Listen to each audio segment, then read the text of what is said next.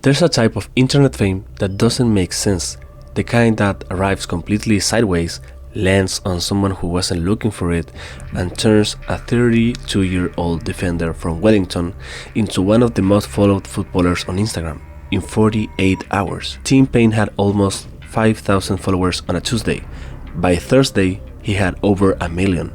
By the following week, he had surpassed 4 million, more than the entire population of New Zealand. He didn't do anything, and that is not a criticism, that's the point, because the story of why Tim Payne went viral isn't really about Tim Payne. It's about something much older, much more consistent, and much more revealing about how human beings actually work. It started with an Argentine content creator named Valen Escarcini, known online as El Escarso, who set himself an unusual challenge before the 2026 World Cup: find the least known player at the tournament and make him famous. He landed on Tim Payne, New Zealand right back, Wellington Phoenix, 50 international caps, more than a decade in the all-white setup, a career built quietly and solidly in the A-League, ranked 75th in the world, the lowest ranked team at the tournament, not a player anyone had a strong opinion about one way or another, which, as it turns out, was exactly the point. El Escarso told his followers, "We have to start mentioning Tim Payne everywhere, explode his post," and they did. Within 48 hours, the notifications on Tim Payne's phone became something he had never experienced: a follow, a like, a comment, another follow, then hundreds, then thousands per hour. He surpassed New Zealand's Prime Minister in followers. He surpassed R.J. Savia, the most famous rugby player in the country.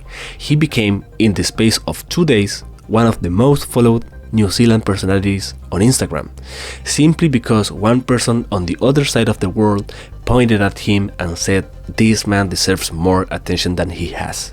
The internet agreed, immediately, unanimously, and without really being asked why. In 2008, a team of psychologists published a study that has since become one of the most replicated findings in social psychology, demonstrated something that sounds obvious until you think about it carefully. People root for the underdog, not sometimes, not in specific circumstances, consistently, across sports, business, and artistic competition. Roughly 2/3 of people will support the less powerful competitor over the favorite when given the choice. The researchers went further. They showed participants animated clips of geometric shapes moving across a screen and told some participants that certain shapes were struggling. Those shapes got rooted for. People formed emotional connections with struggling triangles, with circles that couldn't get over a hill. The underdog effect didn't require a face, a story, or even a name. It required only the perception of disadvantage. Tim Payne was not just an underdog in the competitive sense. He was the specific kind of underdog that activates every layer of this psychology simultaneously. A genuinely accomplished player, 50 caps, a career worth respecting, who had received none of the recognition that career deserved. The gap between what he had done and what the world knew about it was the entire premise, and that gap, once pointed at, became impossible to ignore. There is a second layer here that the research identifies as collective effervescence, the psychological experience of being part of a shared movement, even a small one. When El Escarso pointed at Tim Payne, he created an invitation. We can fix this. We can be the ones who changed it. It was an act of participation in something that felt for a moment like justice. But everything has its uncomfortable part. A 2025 review found something that challenges the entire premise of what just happened to Tim Payne. Widely shared content, the research found, is often not widely liked. Virality and genuine connection are not the same mechanism. They frequently run in opposite directions. The Tim Payne moment was pure. It was generous. El Escarso intended no harm, and the millions who followed intended no harm, obviously. But the mechanism that drove it, emotional arousal, collective participation, the underdog framing, is the same mechanism that drives the spread of misinformation, outrage, and content that most of its public will later prefer to forget. The brain doesn't distinguish, it just responds to the activation, which raises the question nobody is really asking. What happens to Tim Payne now? He plays for Wellington Phoenix in the A-League. His average FODMAP rating last season was 6.7. He is a right back who scores occasionally, assists reliably, and has given New Zealand more than a decade of consistent, unspectacular excellence.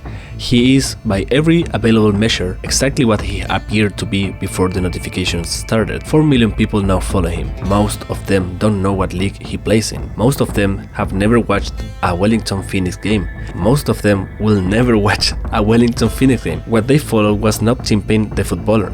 It was Tim Payne the symbol, the embodiment of the deserving, overlooked, quietly excellent person the internet decided for 48 hours to care about. The research on parasocial relationships tells us that these connections feel real.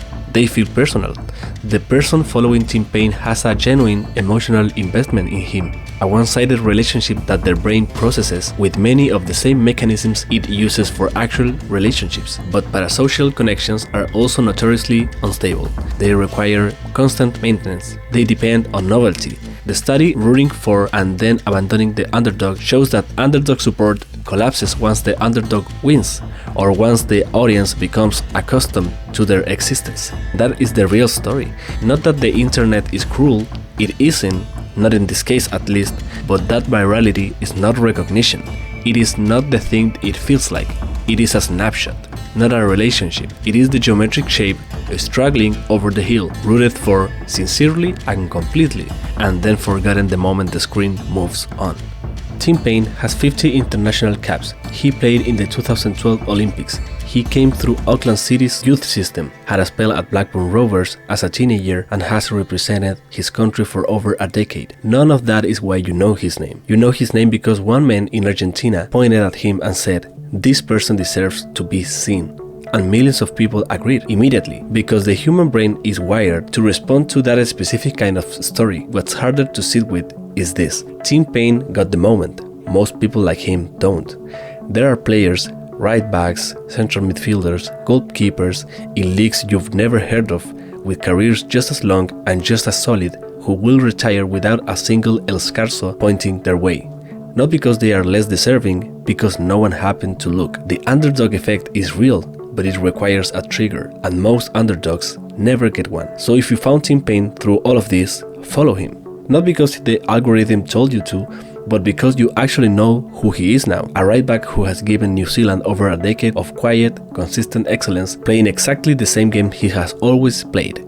The world just decided, somewhat accidentally, to watch. So make sure it was worth it.